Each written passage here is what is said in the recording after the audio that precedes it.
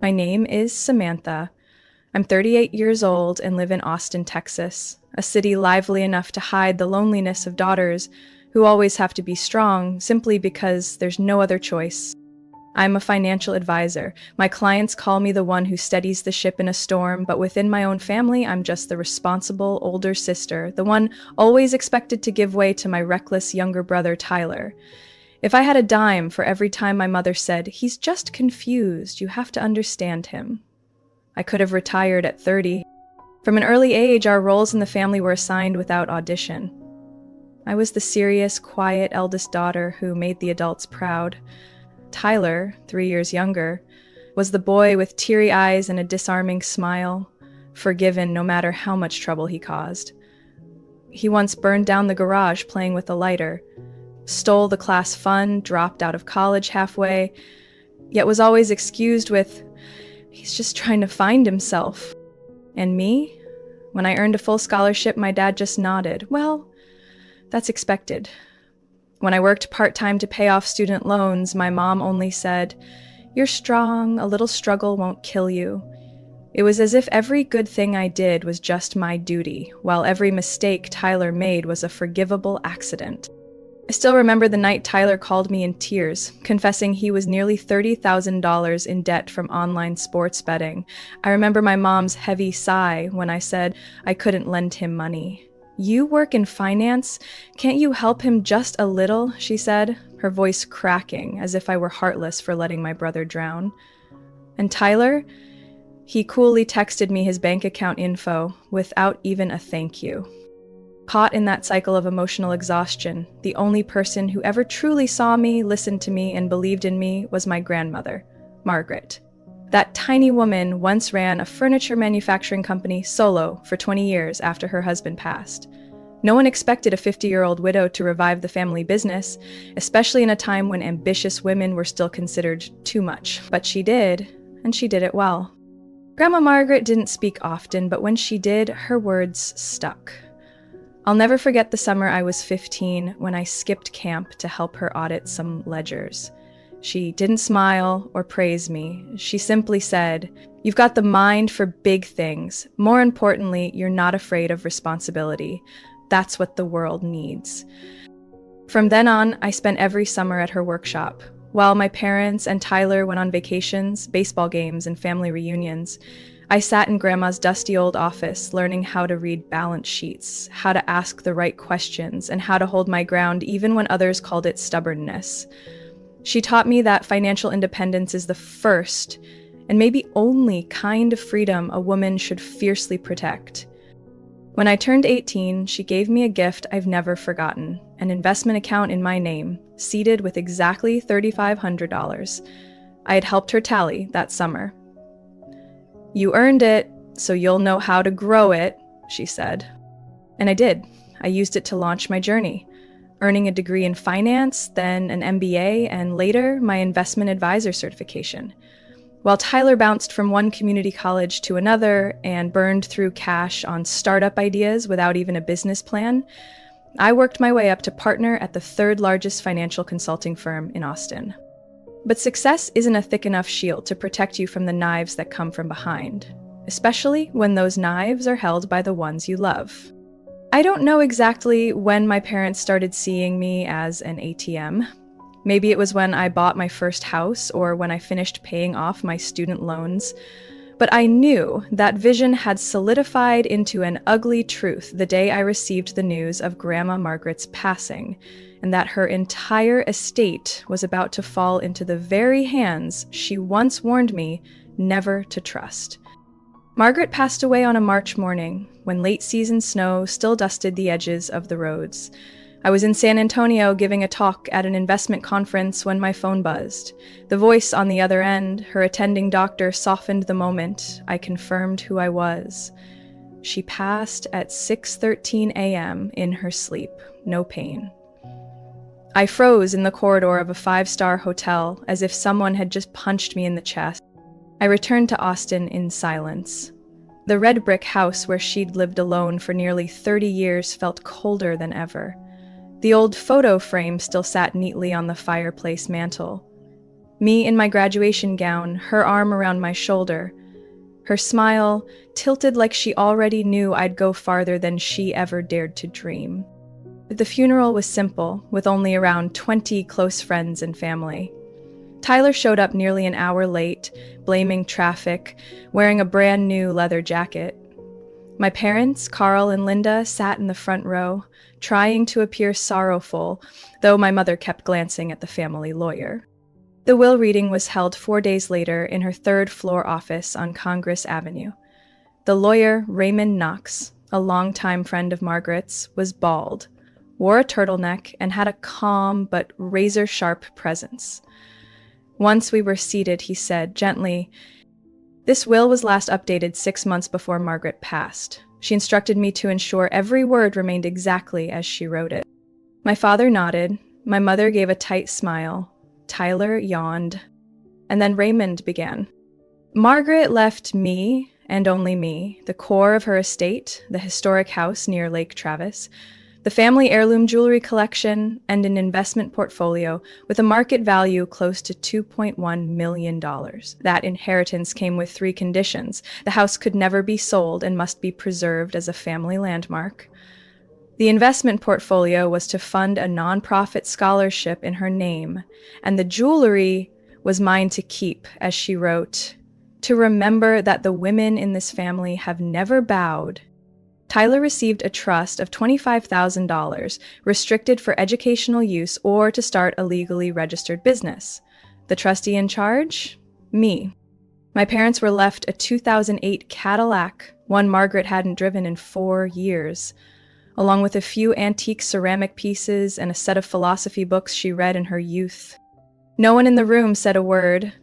I didn't smile, but I felt my heart pound with a steady rhythm, as if she had placed her hand on my shoulder from somewhere beyond, whispering, "You did it." My mother was the first to break the silence. "There must be some mistake. Margaret would never abandon her son like this." Raymond didn't respond. He simply flipped to the next page. She wrote clearly, "Carl and Linda are people I love, but I do not trust them to preserve what I've built.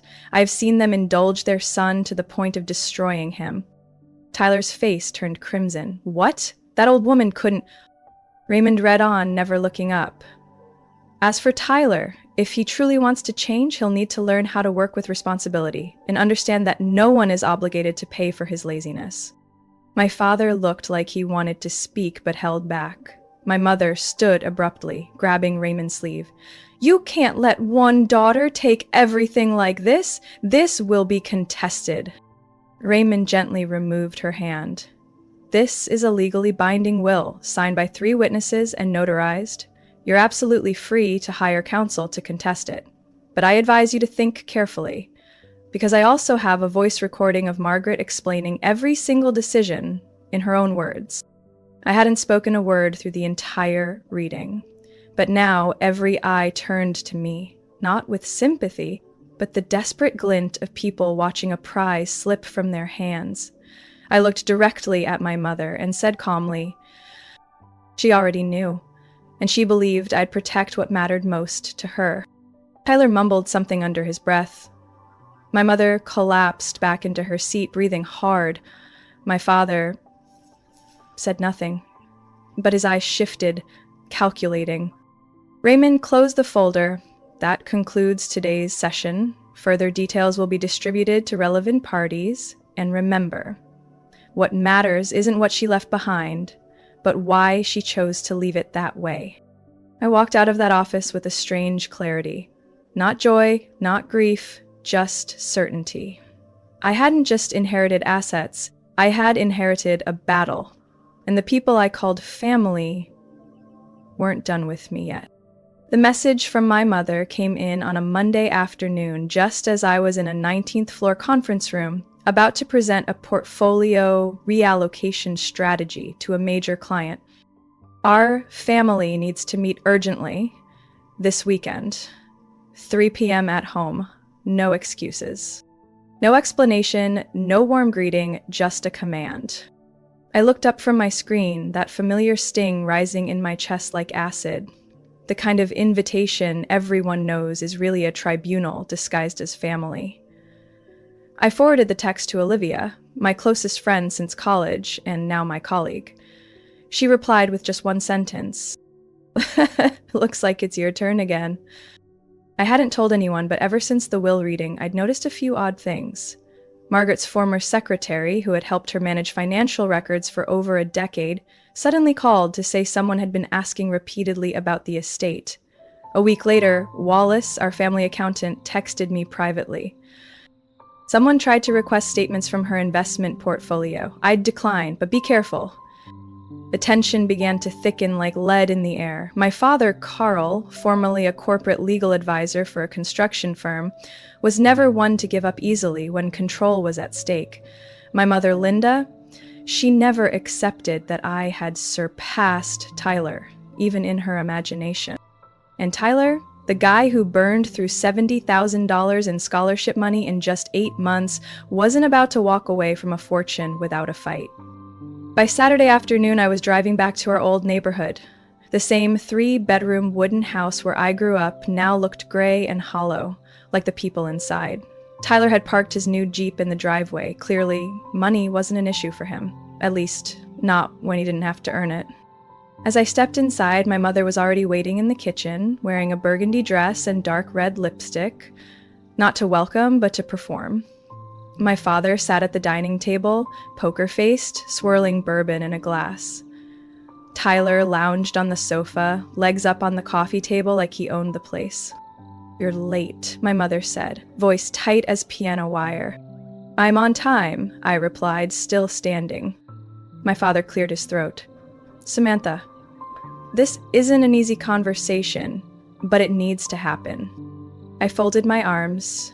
"I'm listening." My mother pulled out a chair, sitting directly across from me. "The family is in crisis. Tyler's facing serious problems. Some of your investment accounts could help us get through this." I looked her in the eye. What kind of crisis? And what does that have to do with the assets Margaret left to me? Tyler sneered. "That was Grandma's. It's a family inheritance. She just put your name on it because she thought you'd manage it better, not to hoard it for yourself." I kept my voice steady. "So, your plan is what? I hand it all over so you can blow it gambling again?" My dad interjected, trying to sound calm. "No one's saying you should hand it all over. We're proposing a family trust. Pool the assets, I'd manage it, distribute fairly. You'd still get your share, of course. But what matters is the collective good." I gave a small laugh. "Sounds familiar? Like when you sold Grandpa's car without telling me?" Silence fell. My mother's hands tightened around each other on the table. "Let's not bring up old wounds. We needed the cash back then, to send Tyler to rehab." "Voluntary rehab, 3 weeks long with spa treatments and a hot tub," I interrupted. "And who paid that bill?" "I did." Tyler slammed his hand on the table. "You always throw that stuff in our faces. You think you're so superior. Without Mom and Dad, you'd be nothing." "Wrong. I am who I am because of Margaret, not because of you." I pulled my phone from my purse and opened a file. Want to hear her words again? The part where she explains why she left everything to me? I also have the video from the night she updated her will. My father stood up abruptly, his face red. "You trying to threaten us with that? We're family!" Family doesn't secretly file legal requests to transfer ownership of someone else's estate. I tossed a thick packet onto the table, photocopies of emails, letters, and draft lawsuits, all signed by my dad. My mother froze. Tyler turned pale. I grabbed my bag. "I've warned you. This inheritance wasn't meant to be looted. I'm not betraying anyone. I'm protecting what the woman I loved most spent her whole life building. If any of you push further, don't bother calling this a family anymore." And I walked out, leaving behind a silence so sharp, you didn't need to slam the door to hear exactly what was shattering. Grief. I hadn't planned to go as far as rummaging through my parents' house, but after that family meeting, my instincts screamed like a fire alarm. Something was off. Not just their tone or my father's calculating glances, it was the way they spoke. Too smooth. Too rehearsed, like the script had already been written. like I was the final pawn to be removed. 3 days later, I met with George, a former colleague who used to be a legal analyst at a real estate firm my father once worked with. I asked just one question. Is my father trying to restructure any assets under my name? George hesitated at first, but after I mentioned a few project names, he nodded. I can't give you internal documents, he said, but I know he's been working with a private law office in Round Rock on a new family trust. It felt like something cold and heavy poured down my spine. The next morning, I took a chance and went to my parents' office, claiming I needed to find my original birth certificate. Something they'd held onto for years. My father's office hadn't changed since I was a teenager. Walnut desk, file cabinets with mechanical combo locks, dusty old bookshelves, and the smell of printer ink mixed with worn leather. I knew the drawer layout by heart. I used to be punished by being forced to reorganize them in middle school. In the drawer, labeled FP, I found a black folder handwritten with Brookshire Consolidated Trust, Internal Draft, Confidential. My heart pounded so loudly I could hear it. I opened the folder, hands shaking uncontrollably. Inside were notarized copies of assets registered under my name, Margaret's house on Lake Travis, a list of shares in the investment portfolio, and even a photo of the family jewelry appraisal. But what nearly made me sick was the internal allocation plan. Priority 1, resolve Tyler's critical debts. I kept reading. Under the section titled Plan to Handle Dispute with Samantha, there were 3 bullet points. Emotional persuasion, leverage the concept of family obligation. Invoke moral duty based on the deceased's presumed wishes. If all else fails, file a petition challenging Margaret's mental competence at time of will drafting. Basis light sedatives documented in 2021 medical file. I stood frozen. They were going to paint Margaret, a sharp, lucid woman until her final days, as mentally incompetent just to dismantle her final wishes. Quietly, I took photos of everything with my phone. Then, I carefully restored everything to its place and left the house before my mother got home from yoga. On the way back, I called my private attorney, Annette Davis, an estate and trust protection specialist. Her voice dropped when I finished telling her everything. "This is more serious than I thought," she said. "Samantha, they're not just after the assets, they're laying legal groundwork." "What should I do first?" I asked. "Lock everything down. Immediately, transfer it all into an irrevocable trust under your sole control. And if necessary, go public. Family or not, this is inheritance abuse." 3 days later, I signed the documents establishing the Eleanor Margaret Trust named after my grandmother. Every asset, the house, the investment portfolio, the jewelry, even her personal keepsakes, was legally transferred into the trust. Sole trustee, me. Irrevocable, indivisible, untouchable by anyone, blood or not. That night, I got a message from my mother. "Samantha, what have you done? We were just trying to help Tyler. You could have shared a little. It's family. Don't take things so far." They stared at the screen for a long time, then typed back, "I'm not the one who took it too far. You and Dad did. I just finally learned how to swim." That night, I slept deeply. But in my dream, I saw Margaret standing on the porch, wind off Lake Travis tossing her silver hair. She didn't say a word, just nodded once, then turned and walked inside, as if finally she could rest. Annette Davis wasn't the kind of attorney you'd see on highway billboards or late-night TV ads. She worked quietly but precisely, like a surgical scalpel. No wasted motion, no emotional interference. As soon as I sent her the photos I'd taken from my father's office, she said just 3 words. "We start now."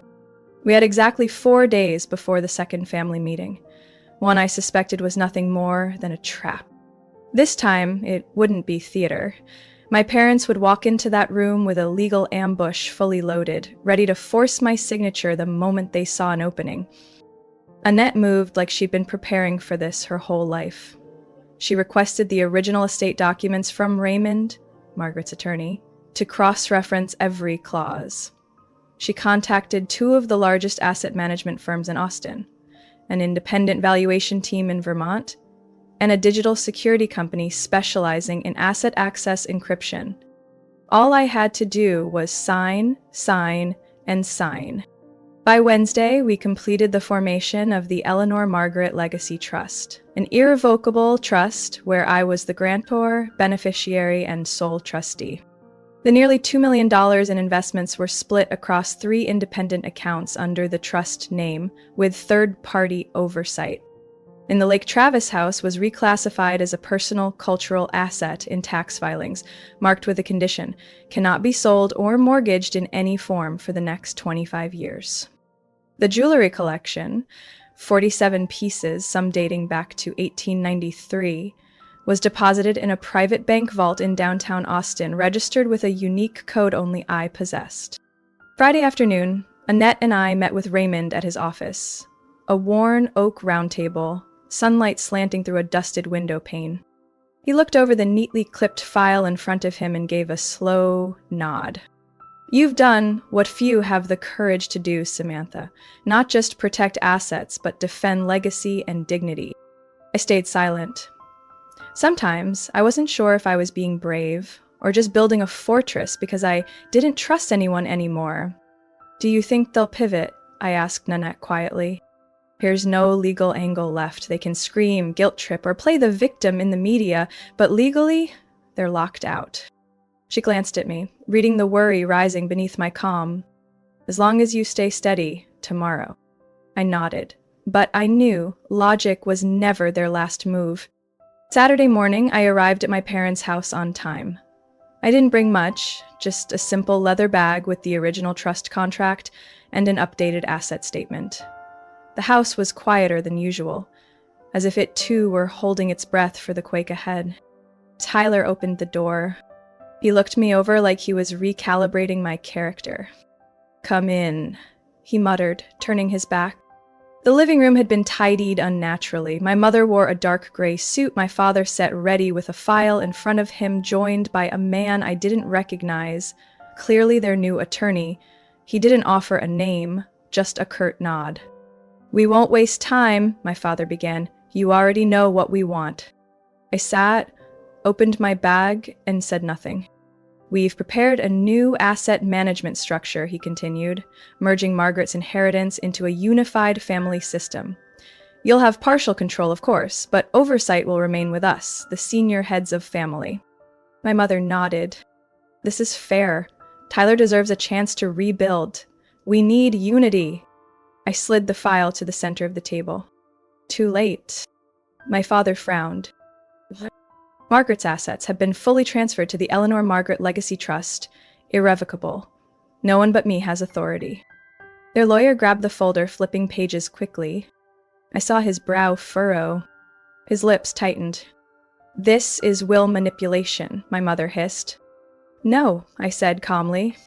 This was executed exactly per Margaret's instructions, witnessed, notarized, and legally binding.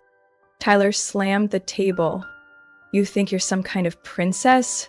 Mom's gone. You don't get to keep it all. I looked directly at my brother. I'm not keeping it all. I'm keeping it intact, the way she wanted. Their lawyer finally spoke, voice low. No loopholes. They've locked every door. My father stood, fists clenched. It isn't over. I stood too. I know, but I'm done. The air in the living room was so thick, I could feel every heartbeat of the people sitting there. What game are you playing? He snapped, jumping up and pointing straight at me. You turning this house into some cheap soap opera? I didn't answer. I just looked straight at my parents, the same people who had used the word family to manipulate me over and over. Now they sat there, faces pale, fists clenched. But I knew that look. They weren't heartbroken, they were furious, because they had lost control. You've broken every principle this family was built on, my mother said, her voice trembling but cold. Since when do you think you're above everyone else? Since the day I realized I don't owe my life to covering up the mistakes this family refuses to admit, I replied, eyes steady. I'm not a walking wallet. Samantha, my father growled, you're insulting the very people who raised you. Everything you have is because of Margaret, I cut in. You're the ones who blocked me from attending college out of state, who told me finance isn't for girls. You're the ones who ignored my accomplishments, but cashed every check I sent as if it was your right. Tyler snatched the file from their lawyer, waving it in my face. You're a damn snake. That inheritance was for the family. You were just holding it. No. I pulled out a copy of the will and placed it on the table. She left it to me. Explicitly. With no clause about sharing. Because she knew if she split it, it'd all end up in a casino or your next 3-minute coffee shop startup. Don't act like you're clean, Tyler screamed, leaping to his feet. When you made it big, did you share? Did you think about us? Or were you just polishing your perfect daughter act so she'd love you more? I held my ground. She loved me because I didn't lie. Because I didn't run from responsibility. Because I didn't borrow and expect others to bail me out. And what about me? His voice cracked, eyes bloodshot. If you don't help, they'll come after me. They'll destroy me. Is that what you want? I rose slowly. I don't want that. But I also won't stand by and watch her legacy burn just because our parents were too weak to say 2 words. That's enough. My mother walked toward me, her eyes pleading, no longer angry, just a twisted mix of fear, guilt, and control woven into every breath. He's your brother. He made mistakes, yes, but he's still family. You can't punish all of us for a few bad choices. I gently pulled her hand from my arm. No one's being punished. I'm just done being complicit. Their lawyer had gone silent, flipping through the documents. After a long pause, he shook his head and turned to my father. Miss Samantha's legal team secured everything under an irreversible trust. There are no errors in execution. I don't recommend pursuing litigation. It would be expensive and almost certainly a losing battle. My father looked at him, then at me, his eyes no longer angry. They were filled with bitter disappointment, like a man defeated by his own chess piece. You're just like your mother, he whispered, teeth clenched. Selfish to the core. No, I said. The difference is I won't sacrifice myself to protect something that's already rotten. My mother clasped her hands together. Samantha, we're a family. Don't turn this into a wound that can't be healed. I looked at her, and for the first time in years, I felt peace. I'm not the one who cut. You did. I walked out of that house, leaving behind a family not grieving the loss of a daughter, but a puppet, one they could no longer control. The morning after the family meeting, I got a strange phone call while sitting on the porch of my lake house on Lake Travis, a cup of coffee still untouched in my hand. The number showed a Galveston area code, a place I had never even been to.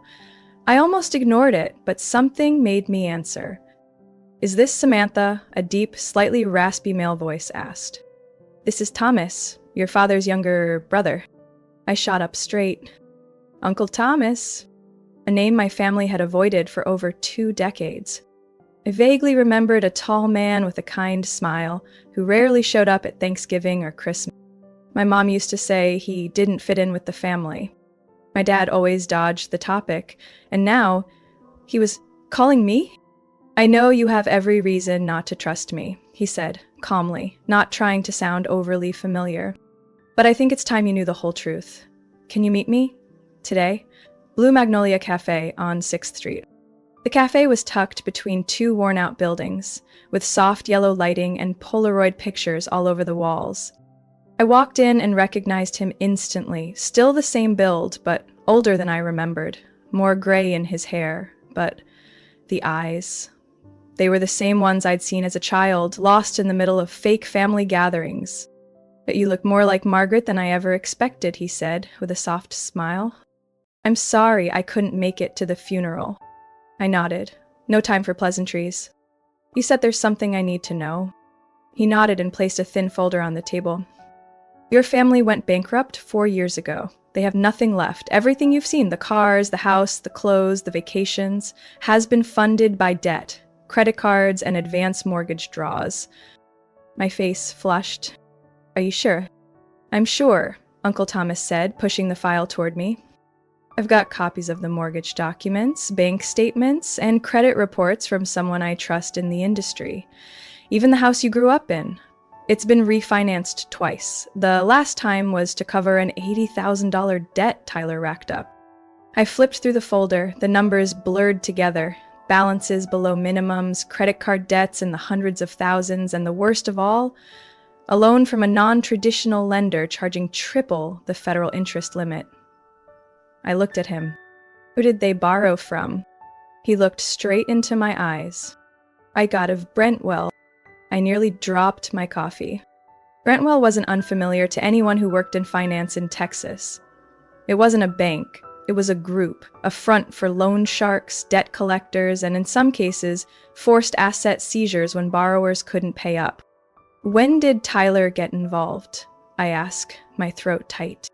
When he opened that lounge downtown Austin.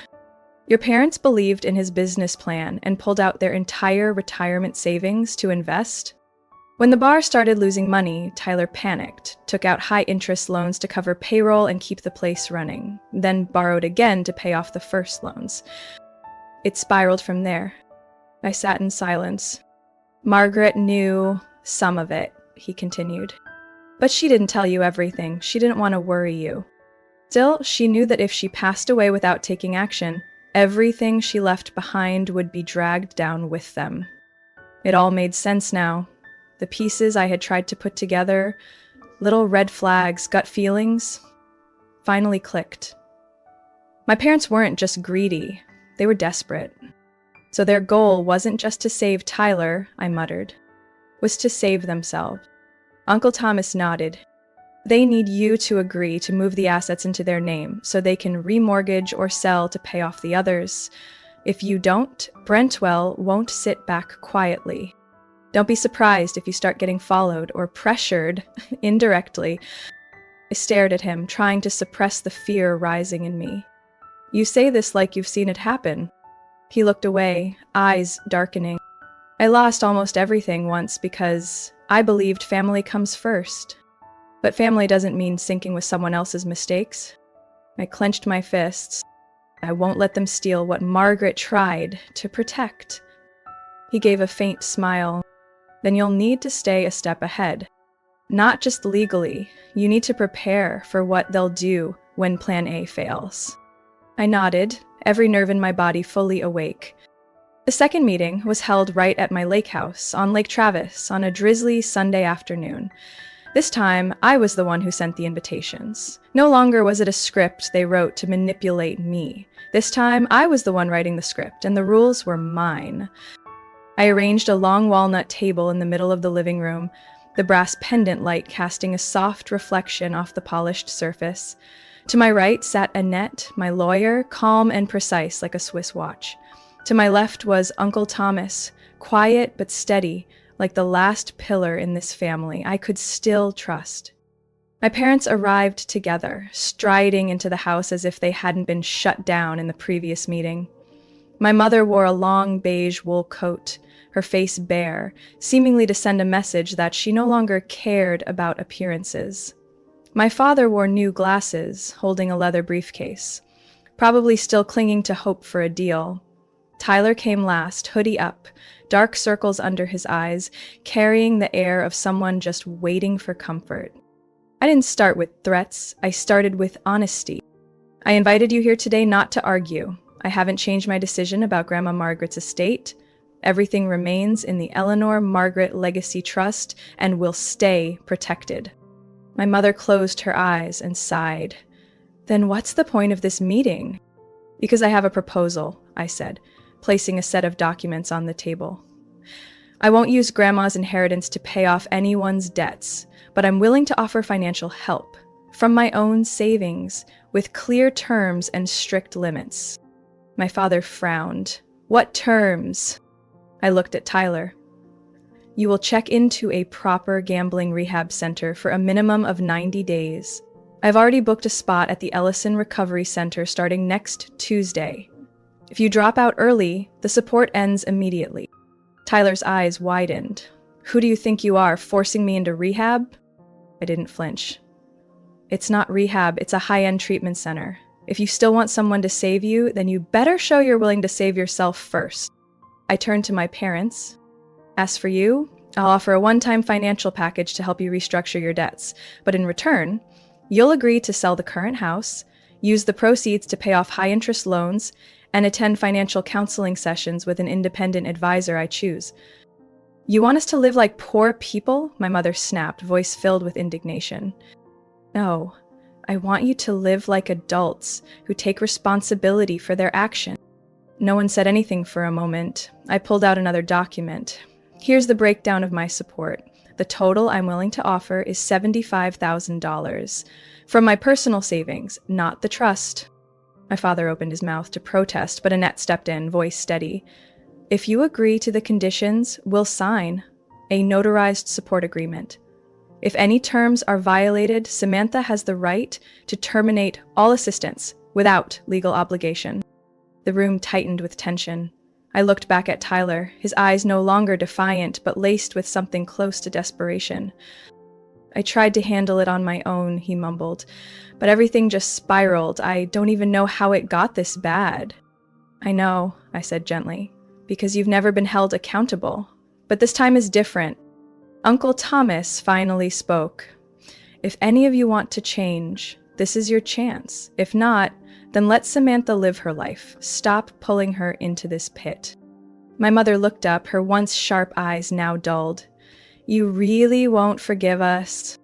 I looked at her for a long time. I'm not here to forgive or punish, I said. I'm the only one left thinking clearly in this family, and if I don't set boundaries now, we'll all lose everything. In the end, they agreed. No tears, no reconciliatory hugs, just signatures on paper. But to me, that was the only thing that held weight after years of being manipulated with empty promises. I saw them out in silence. As the door clicked shut, Uncle Thomas gently touched my shoulder. You did it. I smiled, not out of victory, but because, for the first time, I didn't feel guilty for living by my values. 6 months after the final meeting, the lake house on Lake Travis had taken on a completely different atmosphere, not from paint or furniture, but from the air inside. It was quieter, more peaceful. I called it the stillness of healing. Not an ending, but a much-needed pause after a long, bruising journey. Each morning, I started my day walking along the porch, coffee in hand, listening to the water gently lapping against the rocks. The maple trees behind the house had sprouted new leaves, signaling a new cycle. This house, Grandma Margaret's legacy, was now more than a place to live. It was where memories, values, and the boundaries I fought for were protected. Work was still busy, but I no longer chased 60-hour weeks.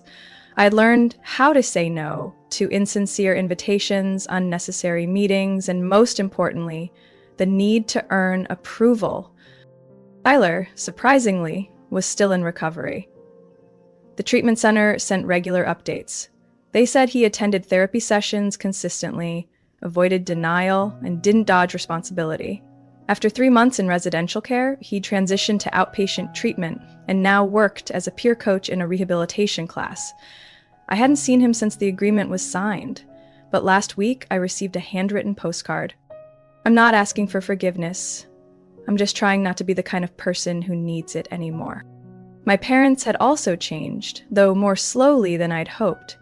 They sold the old house and moved into a smaller apartment near Walnut Creek Park. My father, Carl, worked part-time at a small law firm handling basic cases.